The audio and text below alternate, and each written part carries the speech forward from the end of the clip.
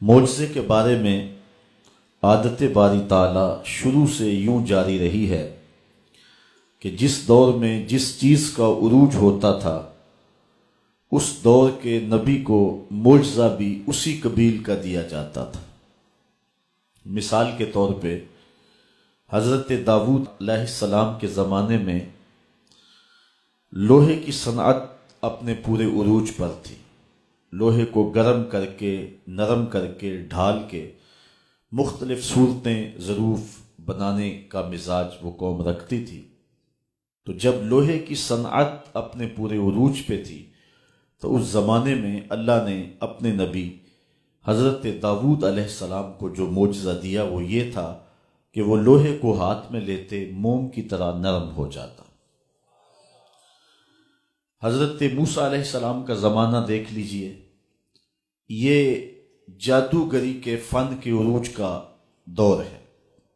گھر گھر جادوگر پائے جاتے ہیں۔ فرعون نے حضرت موسیٰ علیہ السلام کے معارضے اور مقابلے کے لیے جادوگروں کو ہی جمع کیا تھا۔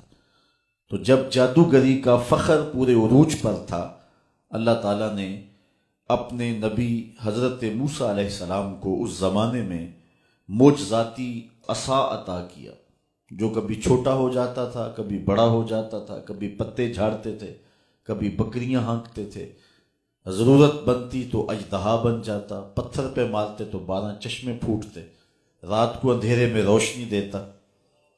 تو جس دور میں جس چیز کا عروج تھا اس زمانے کے نبی کو معجزہ اسی قبیل کا دیا گیا۔ مصر کے کوچہ و بازار میں جب ماہ وشوں اور پری پیکروں کے حسن کے چراغ جل رہے تھے اور وہ اپنی عشوہ ترازیوں اور اداؤں سے لوگوں کے دل پھانس رہی تھیں، تو اللہ تعالیٰ نے اپنے نبی حضرت یوسف علیہ السلام کو معجزہ حسن دے کے مبعوث فرمایا، اور ان کے حسن کے سامنے سارے چراغ بجھ گئے، اور جنہیں ناز تھا وہ اپنی انگلیاں کاٹتے ہوئے دکھائی دیتے نظر آتے۔ حضرت عیسیٰ علیہ السلام کا زمانہ دیکھ لیجئے، یہ طب یونانی کے عروج کا دور تھا۔ حکیم بقرات، حکیم سقراط، حکیم افلاطون، حکیم جالینوس، ان حکماء نے طب یونانی میں جو کمال حاصل کیا تھا وہ کسی سے مخفی نہیں ہے۔ ہر مرض کی تدبیر، تشخیص، علاج، معالجہ دریافت کر لیا تھا۔ صرف 3 مرضوں کا علاج نہیں ہو سکا تھا۔ مادر زاد اندھے کی آنکھوں میں روشنی نہیں رکھ سکتے تھے، کوڑی کے جسم کو شفا نہیں دے سکتے تھے، تیسرا ان کے پاس موت کا علاج نہیں تھا۔ تو طب یونانی کے عروج کے زمانے میں اللہ نے حضرت عیسیٰ کو ان 3 مرضوں کا علاج دے کے مبعوث فرمایا۔ وہ کوڑی کے جسم پہ ہاتھ پھیرتے شفا ہو جاتی، نابینا کی آنکھوں پہ انگلی رکھتے نور اتر آتا، مردے کو ٹھوکر مارتے وہ اٹھ کے باتیں کرنے لگ جاتا۔ جب میرے اور آپ کے آقا و مولا تشریف لائے تو یہ زبان و بیان کے عروج کا زمانہ تھا۔ گھر گھر شاعر اور ادیب موجود تھے، انہیں اپنی سخنوری پہ ناز تھا، اور ان کا ناز بھی بجا تھا۔ جس زبان میں تلوار کے، شراب کے اور گھوڑے کے 1000 کے قریب نام ہوں تو وہ اپنی زبان پہ ناز نہیں کریں گے تو اور کیا ہوگا۔ اپنے علاوہ باقیوں کو اجمی گونگا خیال کرتے تھے۔ تو جب زبان و بیان کا جادو سر چڑھ کے بول رہا تھا تو اللہ تعالیٰ نے اپنے محبوب کو سب سے بڑا معجزہ قرآن دے کر مبعوث فرمایا، اور پھر ان سخنوروں کو، ان شاعروں اور ادیبوں کو یہ چیلنج کیا کہ اس کی مثل ایک صورت ہی لا کے دکھاؤ، اور وہ نہیں لا سکے۔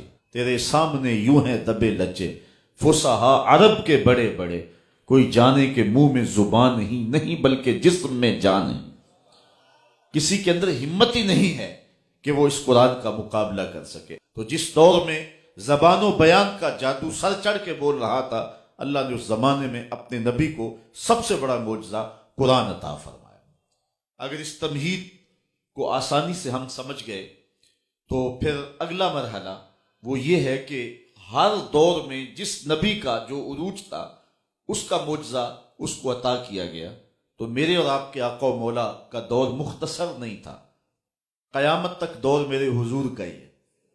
اس لیے صرف ایک زبان و بیان نے عروج نہیں پانا تھا، مختلف زمانوں میں مختلف چیزوں کا عروج ہونا تھا۔ اس لیے اللہ تعالیٰ نے اپنے محبوب کو معجزات بھی کئی دیے۔ پھر ہر دور کی اٹھان دیکھ لیجئے اور حضور کے معجزات کی فہرست دیکھ لیجئے۔ ہر دور کے فخر کو کوئی نہ کوئی معجزہ توڑتا دکھائی دیتا ہے، لیکن دو دور حضور کے انتہائی اہم ہیں۔ ایک جب تشریف لائے، زبان و بیان کا عروج تھا، قرآن دیا گیا۔ دوسرا دور قرب قیامت کا زمانہ ہے، جب سائنسی عروج اور بانکپن ہونا تھا۔ اپالو 11 کے ذریعے لوگوں نے چاند پہ جانے کی بات کرنی تھی، مریخ پہ سفر کی تیاریاں ہونی تھی۔ اللہ تعالیٰ نے اپنے محبوب کو دوسرا بڑا معجزہ معراج دیا کہ سائنسدان الٹی چھلانگیں بھی لگاتے پھریں، وہاں ان کا خیال بھی نہیں پہنچ سکتا جہاں محمد عربی کے قدم پہنچ گئے۔ کوئی حد ہے ان کے عروج کی، بلغ العلاب کمال، ان رفتوں تک پہنچے جہاں کسی کا تصور اور کسی کا تعقل اور کسی کا شعور اور کسی کا تخیل بھی نہیں پہنچ سکتا۔